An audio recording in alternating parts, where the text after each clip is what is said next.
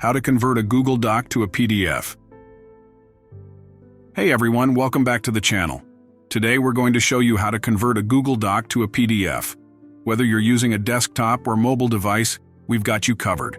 Let's get started. First, let's take a look at how to do this on your desktop. Open your web browser and go to docs.google.com.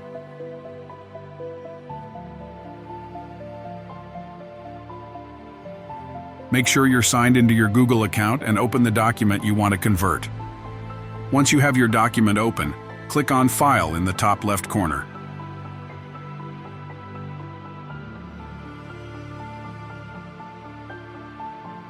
From the drop-down menu, hover over Download and then select PDF Document, PDF. A download window will pop up, and your PDF will start downloading automatically. Once the download is complete, you can open your new PDF file. And that's it. Converting a Google Doc to a PDF is quick and easy. We hope you found this tutorial helpful.